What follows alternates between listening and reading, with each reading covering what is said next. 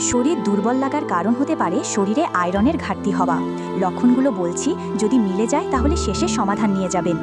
Iron ঘাটতির লক্ষণ হলো ক্লান্তি, দুর্বল লাগা, বুক ধরফর করা, হাঁটা চলার সময় শ্বাসকষ্ট হওয়া, কারণ পর্যাপ্ত রক্ত না থাকায় শরীর পর্যাপ্ত অক্সিজেন পায় না, চোখ মুখ ফ্যাকাশে লাগা, মাথা ব্যথা, কোনো কাজে মনোযোগ দিতে বা চিন্তাভাবনা করতে সমস্যা হওয়া, পা কামড়ানো বা শিরশির করা, বিশেষ করে সন্ধ্যার সময় পায়ের পাতাসহ পুরো পা কামড়াতে থাকে, কানে শো শো আওয়াজ হতে পারে, মুখের স্বাদ পাল্টে যাওয়া, জিভে ঘা হওয়া, ঠোঁটের কোনো জায়গায় ঘা হওয়া, চুল আঁচড়ানোর সময় ও চুল ধোয়ার সময় প্রচুর পরিমাণে চুল ঝরে যাওয়া, গায়ে চুলকানির মতো হতে পারে, মাটি, বরফ, কাগজ এসব খেতে ইচ্ছে করতে পারে, ঢোক গিলতে কষ্ট হয়, হাতের নখ দেবে যাওয়া।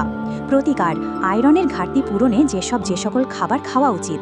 সুস্থ শরীরেও এগুলো খাওয়া দরকার, কারণ মেয়েদের মাসিকের সময় রক্তের সাথে অনেক আয়রন বের হয়ে যায়। আয়রনের উৎস হিসেবে গরুর কলিজা খুবই ভালো উৎস, তবে গর্ভকালীন সময়ে এটা এড়িয়ে যাওয়া ভালো। গরুর মাংস, মুরগির মাংস, মসুর ডাল, মুগ ডাল, কলাই ডাল, ডাল একটু ঘন করে রান্না করে খেতে হবে। ডিম, যে কোনো শাক আয়রনের খুব ভালো উৎস, যেমন কচু শাক, কাজু বাদাম, পেস্তা বাদাম, কিশমিশ। কিশমিশ হলো অনেক ভালো একটা উচ্চ আয়রনের জন্য, তবে কিশমিশ অন্য কিছুর সাথে মিশিয়ে খেতে হবে, তা না হলে দাঁতের ক্ষয় হতে পারে।